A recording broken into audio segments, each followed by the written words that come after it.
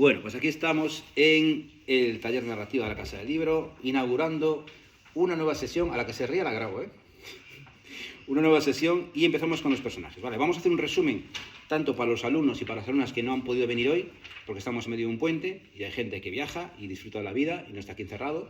Pero bueno, la mayoría ha venido. Vamos a hacer un resumen para los alumnos que no vienen y también para los que estáis en vuestras casas y podáis ver lo que hacemos aquí, que seguramente os va a interesar muchísimo. Entonces, tema de los personajes. Como veis, pone sesión 2, los personajes, entre paréntesis 1, construcción. Vale, y si hablábamos en la lección anterior de que los tipos de narradores, fundamental, porque claro, en el momento que empiezo a leer un texto, tengo que saber quién me está hablando, y ya hemos visto que hay muchos tipos de narradores, ¿no? Internos, externos, etc.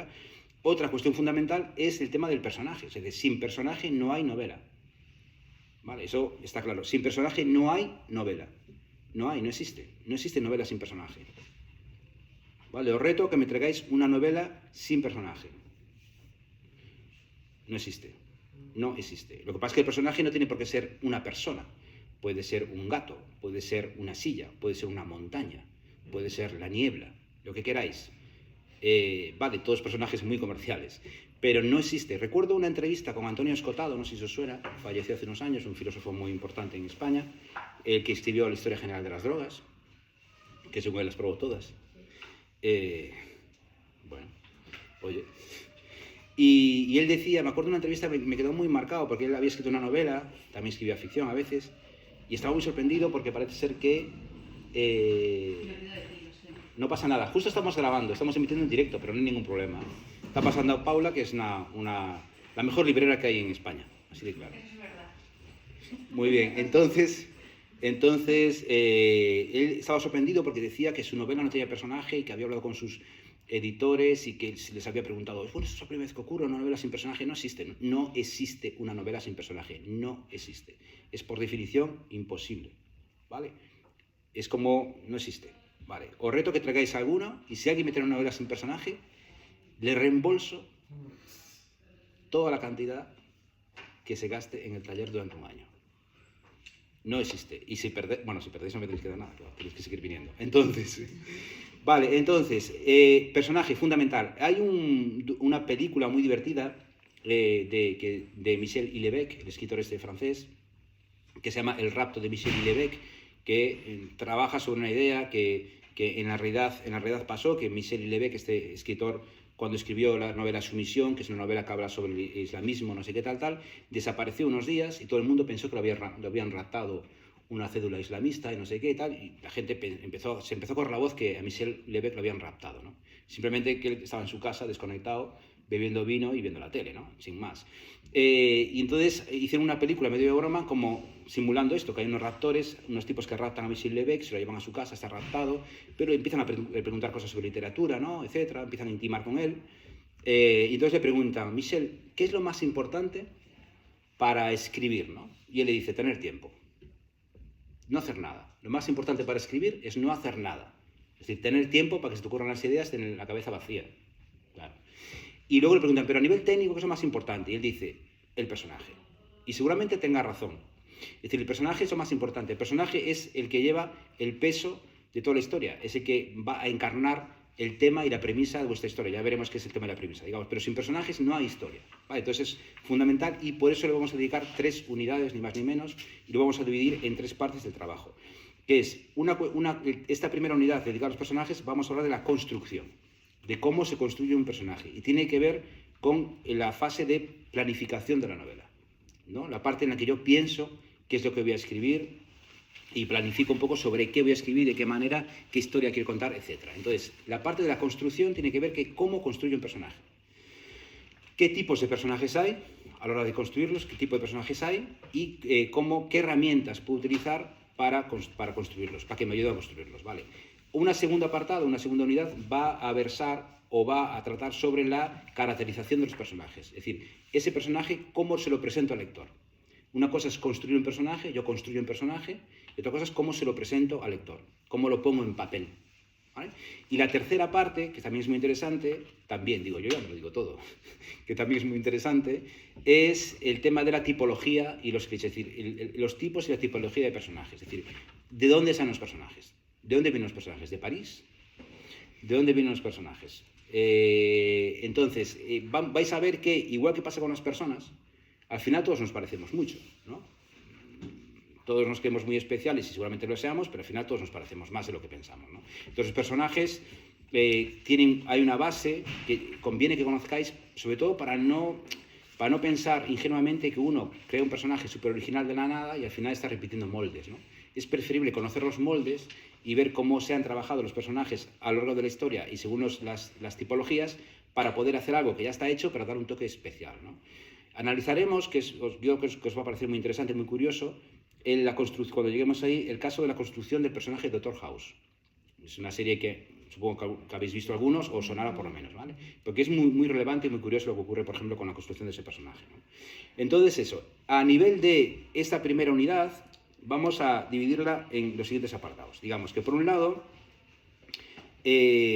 vamos a hablar de los tipos de la jerarquía y la función de los personajes. Cuando hablamos de jerarquía, hablamos de que hay personajes protagonistas, ¿no? Hay personajes que toda novela tiene un protagonista. Puede ser uno, pueden ser varios, uno, dos, si es una novela coral pueden ser varios, etc. Es decir, digamos que el protagonista es el que lleva el peso de la acción, ¿no? De la trama. Es el motor principal, ¿no? Es el que encarna, vuelvo a decir otra vez, el tema y la premisa. Ya veremos qué es eso del tema y la premisa, ¿vale? Y sobre todo es el que tiene el arco de personaje, lo que se llama arco de personaje, ese personaje que cambia, que se transforma, salvo que estemos ante un personaje plano, que ya veremos lo que es, ¿no? Y sobre todo es el personaje en el que se concentra el miedo y el deseo. La primera película de Kubrick, de Stanley Kubrick, que él después durante muchos años la prohibió o la quitó del mercado, luego hace poco la han vuelto a publicar, a editar o a programar, que se llama Fear and Desire, que es miedo y deseo. Esas dos emociones es lo que nos guía siempre, a todos, ¿no? El miedo y el deseo. Y es lo que guía a los personajes, ¿no? Tu relación o tu equilibrio entre el miedo y el deseo es lo que al final marca tu destino, tu trayecto o tu arco de personaje, ¿no? Entonces, eso es lo que va a hacer el protagonista. Digamos que es el que lleva el peso fundamental. Luego tendríamos la función, dentro de la jerarquía, del antagonista. Pues el antagonista es el que se opone o es el que desea. Todo protagonista va movido por un deseo. Bueno, este tipo de cuestiones es lo que hablábamos. Hasta que no veamos más cosas, no podemos ver el círculo completo, ¿no? Pero digamos que un personaje se pone en acción por algo, porque ocurre algo que le obliga a entrar en acción, ¿no? Lo que se llama desencadenante, ¿no? Entonces, el personaje desea algo. Si un personaje no desea nada, no hay narrativa, no hay motor. Y ese deseo no se puede colmar fácilmente. Ese deseo se enfrenta a un miedo, porque si no tampoco hay recorrido, ¿vale? Entonces, el antagonista es aquel que desea lo mismo que el personaje principal o que se opone a... Es decir, es la otra cara de su deseo, desea lo mismo que el principal o se opone a su deseo.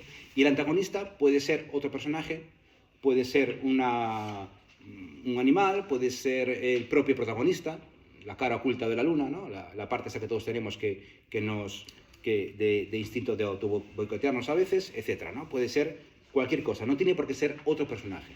Puede ser una cuestión climática, puede ser un huracán, lo que sea, ¿no? Y luego entramos a hablar de personajes principales, es decir, no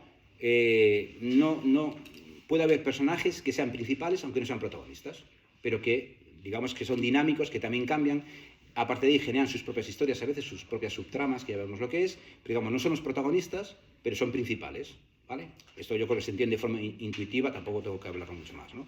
Y luego estarían los personajes secundarios, bueno, que tienen una función de aparecer y desaparecer y que tampoco no llevan ningún peso dentro de eso, ¿no?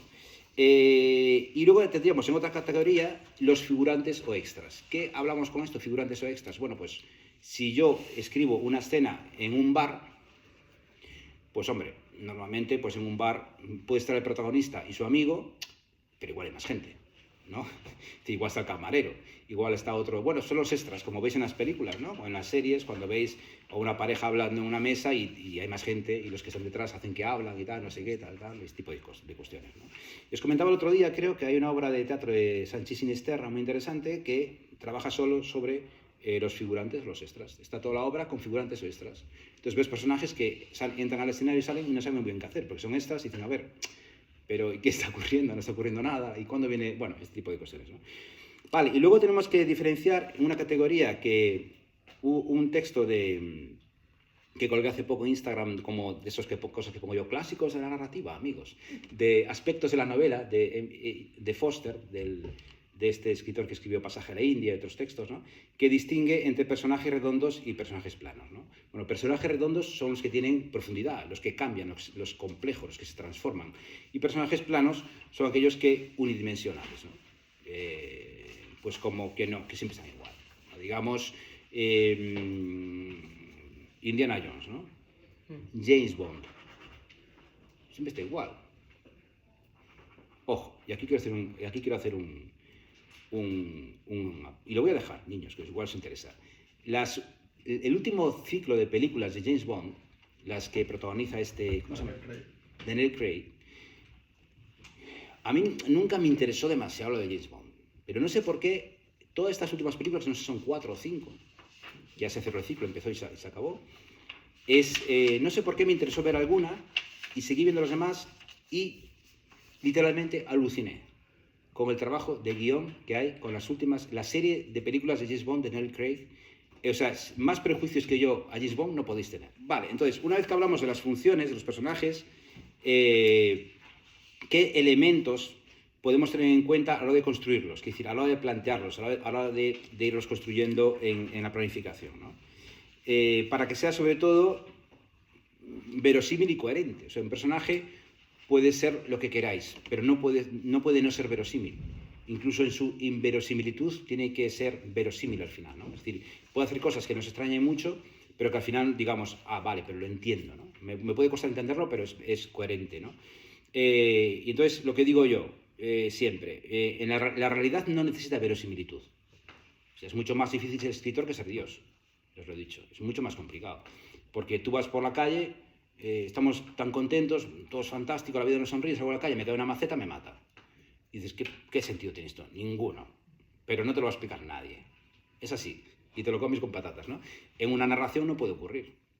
Vale, recuerdo, eso se llama Deus ex machina, para bien o para mal, cuando de repente ocurren cosas cuando un personaje se salva porque sí, o un personaje de repente con una tragedia terrorífica. Recuerdo la primera novela de Delibes, si no recuerdo mal, que está muy bien, pero bueno, es una primera novela, y hay una escena al final, y si yo no recuerdo mal, todo fantástico, no sé qué, tal, y la mujer al final, en el último momento, va con el coche, no sé qué le pasa al coche, acelera además, y se cae, está en un muelle, y se cae, y se le cae el coche al agua, y se mata y se ahoga. Y dices, a ver, Delibes, pero, joder, ¿de dónde sacaste esto, amigo? Es decir, no tiene sentido ninguno, ¿vale? Entonces, ese tipo de cosas, bueno, en la vida real puede pasar, pero en una novela no, ¿vale? La ficción es mucho más coherente que la realidad, siempre. Por eso leemos. Vale, elementos que tenéis que tener en cuenta, siempre sabiendo que la planificación nunca es un proceso cerrado. Entonces, como estamos aquí en la parte de construcción, en la parte de planificación, entended que no son compartimentos estancos, no es que planifico, construyo el personaje y una vez que lo tengo construido, me empiezo a escribir. No, digamos, puedo planificar o construir hasta cierto momento, empezar a escribir, pero a lo mejor mientras voy escribiendo me hace falta volver a la construcción y ver que el personaje no funciona exactamente como yo pensaba, etcétera, etcétera, y volver atrás y volver a replanificar todo, ¿vale? Es un proceso siempre que está abierto, ¿vale? No os paséis. A ver si el próximo día voy a traer el ordenador donde tengo yo el programa La Scrivener, que es un programa específico para escritores, y os enseñaré todo esto, cómo lo puse yo en práctica con una novela, todo lo que os voy a contar ahora, que lo veáis un poco en la práctica real, ¿vale? Entonces, elementos que tenéis que tener en cuenta para caracterizar al personaje, para construirlo. El nombre. El nombre nunca es un dato neutro. El nombre no se elige un nombre porque sí, ¿no? Y de hecho, aquí, por ejemplo, os pongo varios ejemplos en la página 6 y 7. Imaginad que estamos leyendo un texto que comienza así. Paco se asomó a la ventana. El nombre ya nos está diciendo algo. O el texto empieza así. K se asomó a la ventana. O el conde duque de Olivares se asomó a la ventana. O Toby, si va entre cursivas, es que es una mascota, es un animal, se asomó a la ventana. Es decir, cualquiera de esos comienzos es completamente diferente. Paco, bueno, pues estamos en una narración costumbrista. Hombre, Paco se suma a la ventana y luego de repente es una space opera, es una novela de ciencia ficción futurista. Y, hostias, eso solo pasaría en España. Podría ser una novela futurista española, cosas así. Esas cosas que se hacen aquí, ¿no? Para ser simpático. Paco se asoma a la ventana, pues hombre, ya te esperas un poco el resto, ¿no? Si digo K, K se asoma a la ventana, pues K, dime. ¿Has vuelto al texto? No sé si quieres ponerlo. Sí, deja, después ya lo edito yo. Ah, vale. Sí, pues yo me veo, porque ¿qué otra cosa tengo que hacer? Sí, después ya lo editaré. K se asoma a la ventana, pues ya hay una referencia a Kafka, ¿no? Kafka en sus personajes, en sus novelas siempre se llaman K, ¿no? Entonces ya hay una referencia a mitad literaria, bueno, o ya cierta intriga, ¿por qué no me dicen el nombre del personaje? Porque es K, ¿no? Pues será un agente secreto, será, bueno, pero no es Paco, ¿no? Entre K y Paco, ¿no? Arturito, bueno, es que, joder, chica, voy a parar.